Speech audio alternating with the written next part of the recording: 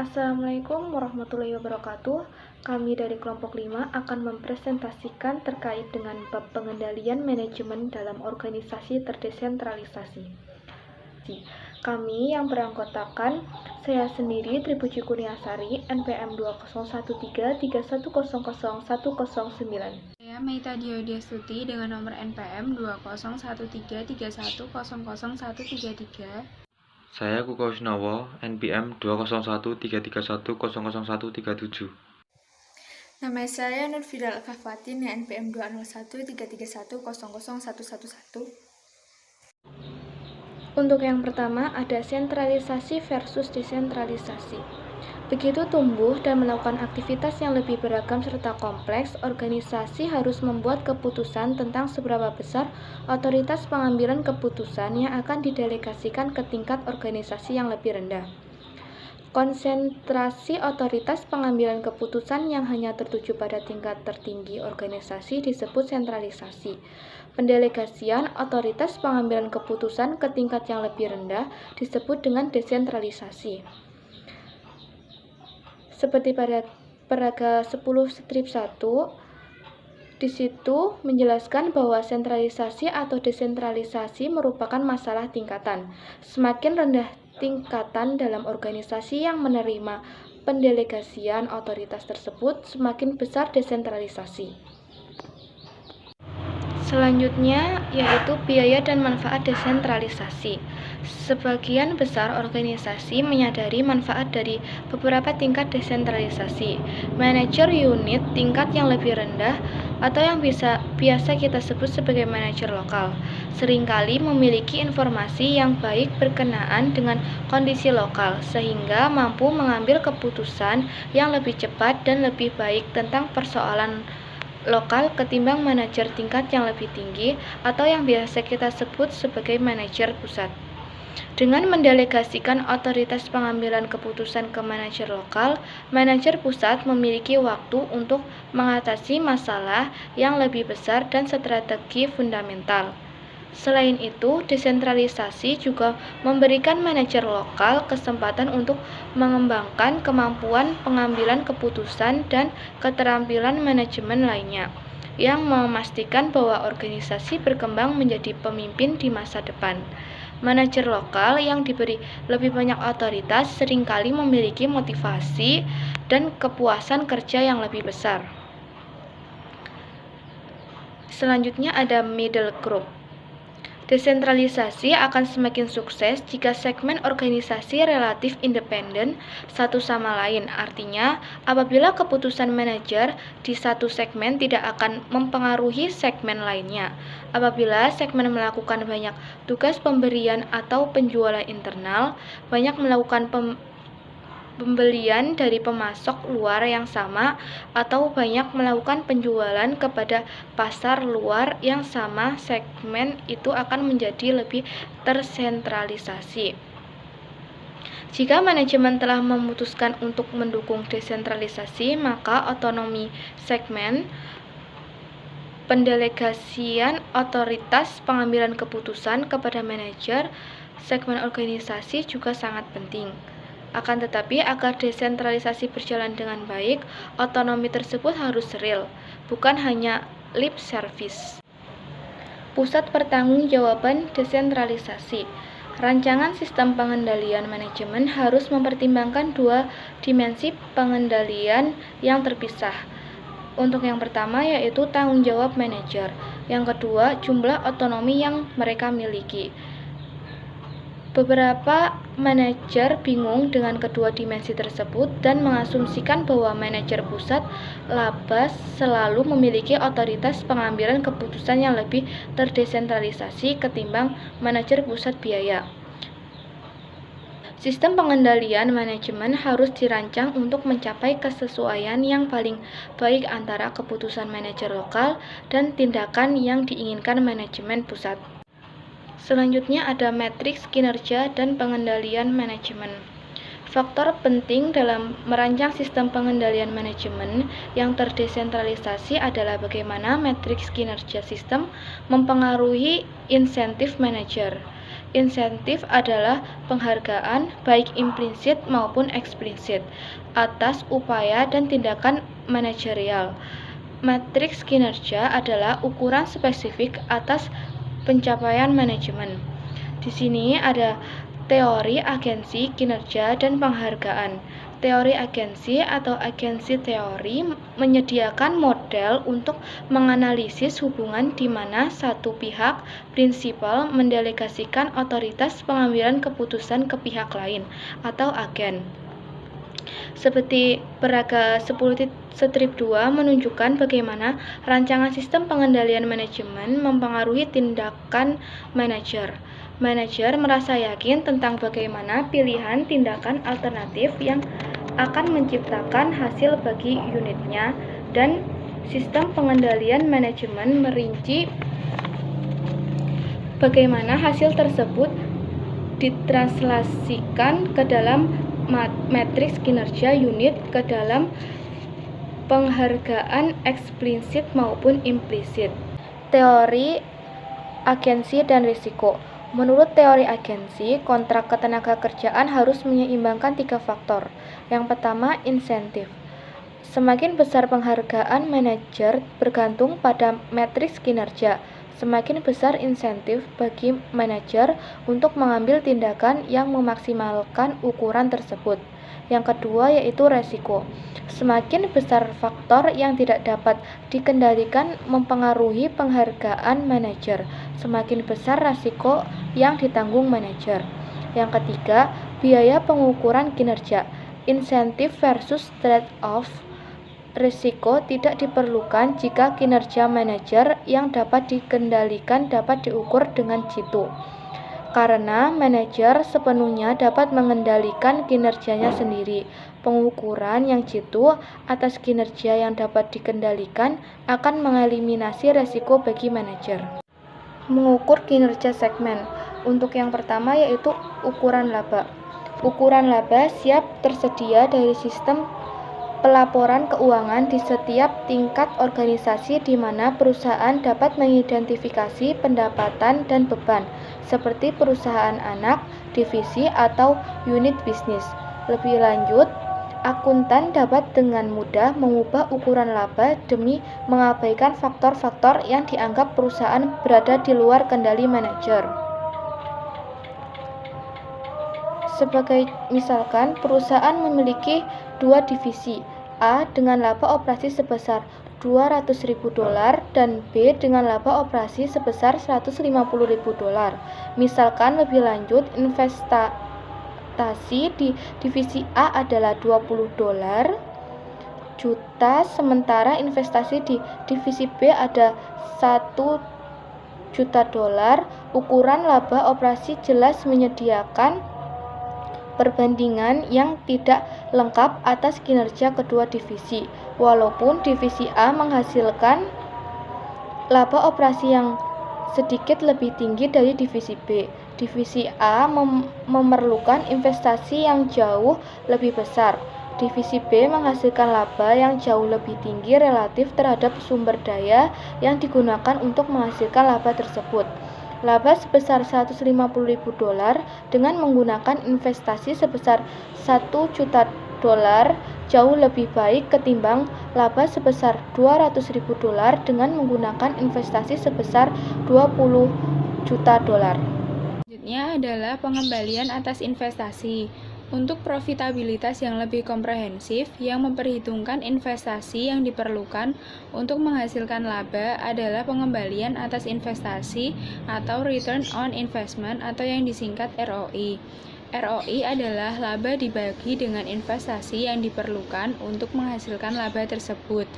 ROI memfasilitasi perbandingan kinerja suatu unit dengan segmen lain di dalam perusahaan atau dengan unit serupa di luar perusahaan. Karena tidak seperti laba itu sendiri, ROI memperhitungkan investasi yang diperlukan untuk menghasilkan laba tersebut. Lebih lanjut, ROI adalah pengembalian per unit investasi dan tidak bergantung pada ukuran segmen yang dibandingkan. Selanjutnya adalah ROI sebagai hasil dari pengembalian atas penjualan dan perputaran investasi. Seperti yang sudah ditunjukkan pada persamaan berikut, kita dapat menulis ROI sebagai hasil dari dua item, yaitu pengembalian atas penjualan atau return on sales, yaitu laba dibagi dengan pendapatan, dan juga perputaran modal atau capital turnover, yaitu pendapatan dibagi dengan modal yang diinvestasikan. Seperti yang sudah digambarkan di samping, pengembalian atas investasi adalah laba dibagi dengan modal yang diinvestasikan, sama dengan laba dibagi pendapatan dikali pendapatan dibagi modal yang diinvestasikan, dan menghasilkan pengembalian atas penjualan dikali perputaran modal.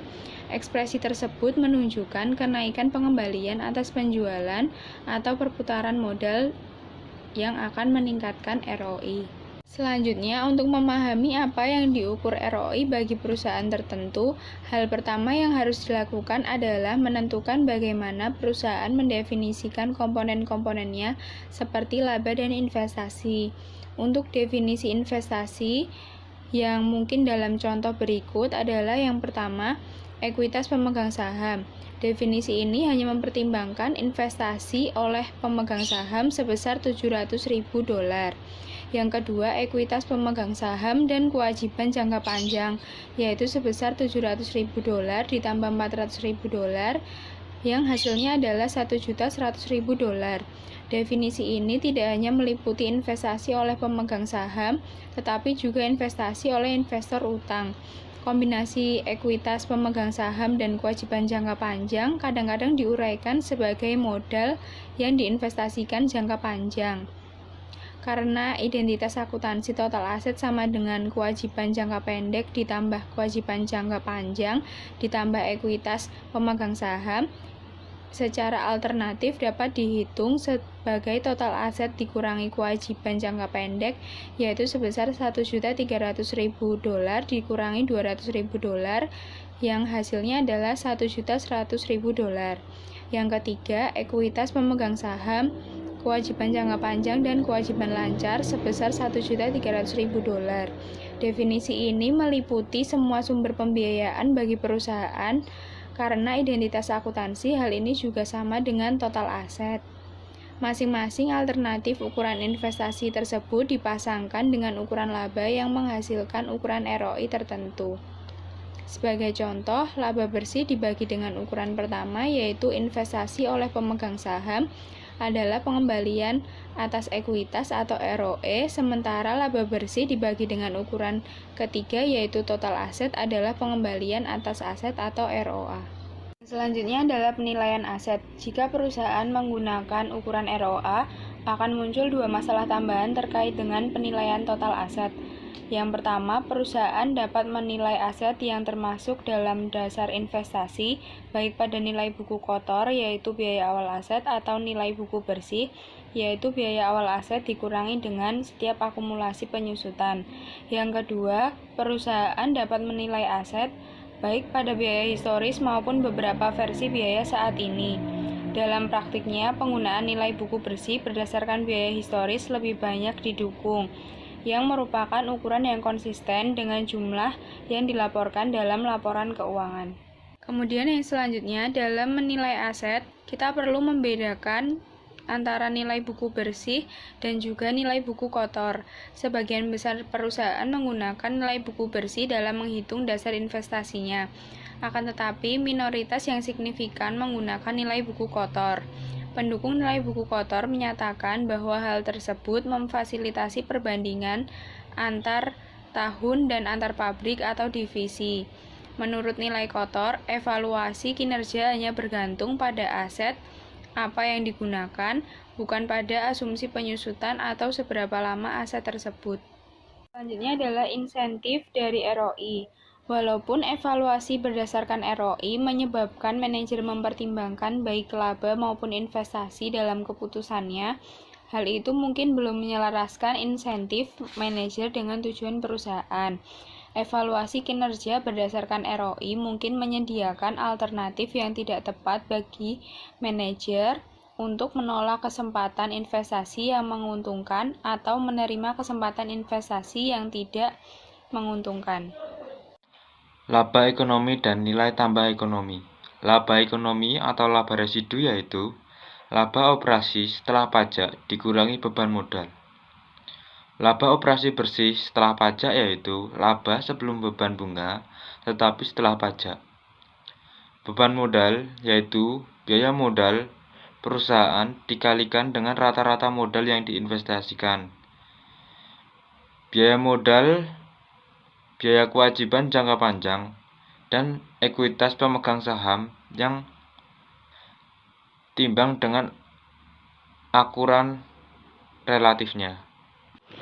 Laba ekonomi dan nilai tambah ekonomi. Ekonomi sendiri yaitu Economic Value Added atau EVA memiliki rumus laba operasi setelah pajak yang disesuaikan dikurangi dengan rata-rata terbilang biaya modal dikalikan dengan rata-rata modal yang diinvestasikan. Contoh penyesuaiannya meliputi hal-hal berikut. Yang pertama yaitu menggunakan pajak yang dibayar dan bukan beban pajak. Yang kedua yaitu mengkapasitasi dan bukan membebankan biaya penelitian dan pengembangan sebagai aset.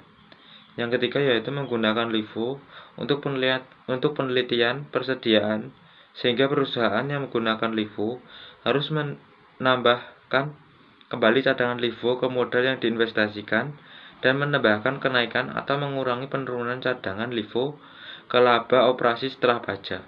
Dan yang terakhir yaitu jika mengurangi beban bunga ketika menghitung laba operasi, perusahaan harus menambahkan kembali beban bunga setelah pajak untuk menemukan nopat. Insentif dari laba, ROI atau laba ekonomi.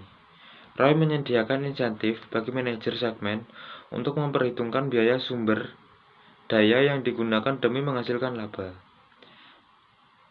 Dapat memotivasi manajer segmen untuk mengambil keputusan investasi yang bukan merupakan kepentingan terbaik perusahaan secara keseluruhan. Sebaliknya, jika perusahaan menggunakan laba ekonomi atau EVA sebagai matrik kinerja, manajer memiliki insentif untuk hanya berinvestasi dalam proyek-proyek tersebut, menghasilkan lebih besar dan biaya modal karena hanya proyek-proyek tersebut yang meningkatkan laba. Penetapan harga transfer. Harga transfer atau transfer price. Harga di mana suatu segmen organisasi menjual produk atau jasa ke segmen lain di organisasi yang sama. Tujuan penetapan harga transfer yaitu untuk memastikan manajer mengambil keputusan demi memperbaiki kinerja segmennya, juga meningkatkan kinerja perusahaan secara keseluruhan.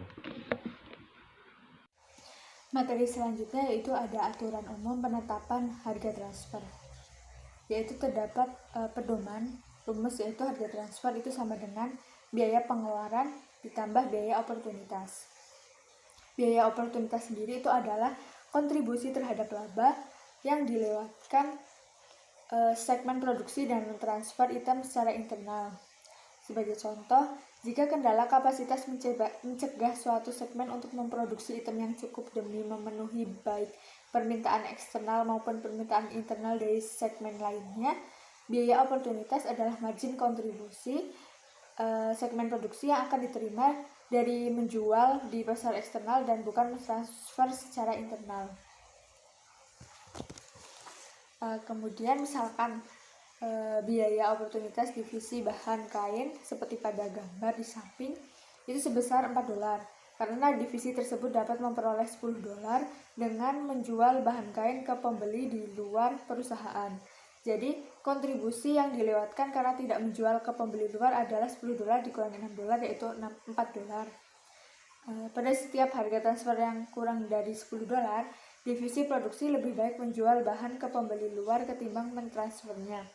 Jadi, harga transfer minimum yang akan diterima divisi bahan kain adalah $6 ditambah $4, yaitu dihasilkan $10.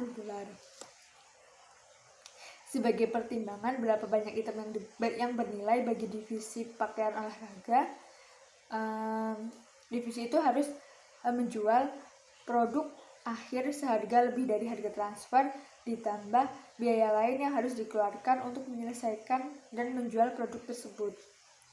Sementara pertimbangan keputusan transfer dari sudut pandang perusahaan yaitu ada 2 kriteria. Kriteria yang pertama itu ada menjamin bahwa perusahaan memutuskan untuk tidak membuat produk di mana total biaya produksinya melebihi harga jual akhir ke pemakai akhir. Kemudian kriteria yang kedua yaitu ada menjamin bahwa perusahaan tidak akan membayar lebih besar untuk memproduksi bahan kain secara internal ketimbang yang akan dibayar untuk pembelinya di pasar. Karena sistem penetapan harga transfer memiliki tujuan berganda, tidak ada harga transfer yang secara universal optimal. Walaupun demikian, aturan umum menyediakan benchmark atau tolak ukur yang baik untuk menilai sistem penetapan harga transfer. Kita dapat menganalisis sistem penetapan harga transfer berikut, yaitu sistem yang paling populer dalam praktik, dengan memeriksa seberapa dekat harga transfer mendekati benchmark, biaya pengeluaran ditambah biaya oportunitas. Itu yang pertama ada harga transfer berdasarkan pasar, yang kedua ada harga transfer berdasarkan biaya, yaitu biaya variabel dan biaya penuh. Kemudian yang ketiga ada harga transfer yang dinegosiasi. Yang pertama itu ada harga transfer berdasarkan pasar. Jika ada pasar yang kompetitif untuk produk atau jasa yang ditransfer secara internal, penggunaan harga pasar sebagai harga transfer umumnya akan menghasilkan kesesuaian tujuan karena harga pasar sama dengan biaya variabel ditambah biaya oportunitas.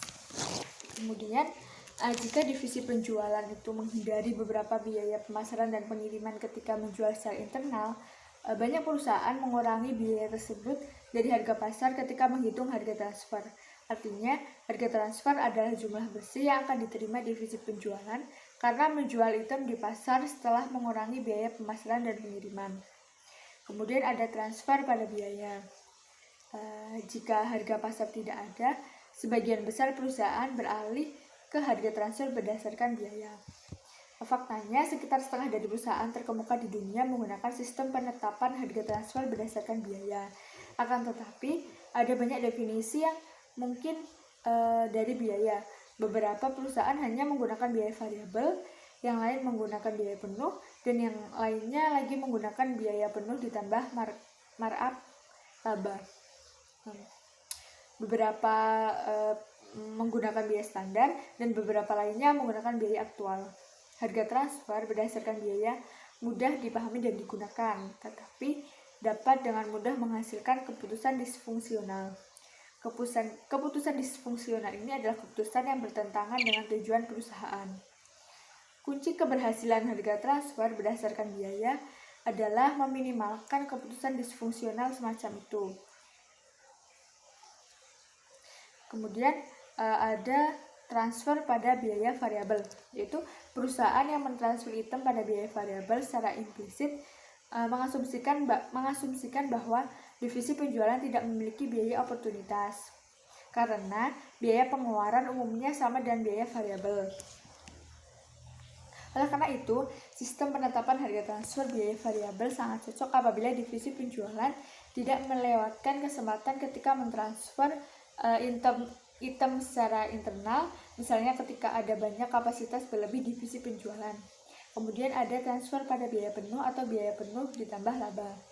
Harga transfer biaya penuh meliputi tidak hanya biaya variabel tetapi juga alokasi biaya tetap. Selain itu, beberapa perusahaan juga menetapkan markup laba. Kesederhanaan ini mengasumsikan biaya tetap yang dialokasikan, dan jika dimasukkan markup laba merupakan aproksimasi yang jitu atas biaya oportunitas. Dalam kasus kapasitas yang terbatas, di mana divisi penjualan tidak dapat memenuhi semua permintaan internal dan eksternal akan produknya, biaya oportunitas adalah positif. Meskipun tidak ada jaminan bahwa menambahkan alokasi biaya tetap merupakan aproksimasi yang jitu atas biaya oportunitas, ini mungkin merupakan aproksimasi yang lebih baik ketimbang mengasumsikan biaya oportunitasnya itu nol. Beberapa perusahaan yakin bahwa penggunaan kalkulasi biaya berdasarkan aktivitas akan meningkatkan harga transfer berdasarkan biaya. Yang ketiga yaitu harga transfer yang dinegosiasikan. Perusahaan yang sangat menghormati otonomi segmen seringkali mengizinkan manajer untuk menegosiasikan harga transfer. Manajer mungkin mempertimbangkan baik biaya maupun harga pasar dalam negosiasinya, walaupun tidak diharuskan melakukan hal tersebut. Pendukung harga transfer yang dinegosiasikan mengharapkan agar manajer yang terlibat memiliki pengetahuan yang baik tentang apa yang akan diperoleh perusahaan atau yang akan hilang dengan membuat dan mentransfer produk atau jasa, sehingga negosiasi yang terbuka akan memungkinkan manajer mengambil keputusan optimal. Kemudian, apa yang harus dilakukan manajemen puncak organisasi yang terdesentralisasi jika melihat manajer segmen mengambil keputusan disfungsional melalui negosiasinya? Jawabannya itu adalah tergantung. Manajemen puncak dapat melangkah masuk dan memperbaiki keputusan, tetapi hal tersebut akan merendahkan otonomi manajer segmen dan pemikiran desentralisasi secara keseluruhan. Hal tersebut juga mengasumsikan manajemen puncak memiliki informasi yang diperlukan untuk menentukan keputusan yang tepat. Yang paling terpenting itu intervensi yang terlalu sering akan menghasilkan desentralisasi. Tentu saja, jika menginginkan lebih banyak sentralisasi, organisasi mungkin akan mereorganisasi dengan menggabungkan segmen. Kemudian ada juga penetapan harga transfer multinasional. Kita telah berfokus pada bagaimana kebijakan penetapan harga transfer mempengaruhi motivasi manajer. Akan tetapi di perusahaan multinasional, faktor-faktor lainnya mungkin mendominasi. Sebagai contoh, perusahaan multinasional menggunakan harga transfer untuk meminimalkan pajak penghasilan dunia, biaya impor, dan tarif. Sebagai contoh, MIC mungkin lebih suka menghasilkan laba di Singapura, di mana tarif pajak korporasi marginal lebih kecil dari setengah tarif di Amerika Serikat. Kemudian yaitu kunci bagi keberhasilan sistem pengendalian manajemen. Terdapat 3 faktor yang membantu manajer menginterpretasikan dan menggunakan informasi pengendalian manajemen. Yang pertama yaitu berfokus pada keterkendalian, yang kedua ada MBO atau manajemen by objektif dan penetapan ekspektasi, kemudian yang ketiga ada anggaran, target kinerja, dan etika. Yang pertama ada fokus pada keterkendalian, yaitu perusahaan harus membedakan antara kinerja manajer divisi dan kinerja divisi sebagai investasi oleh perusahaan.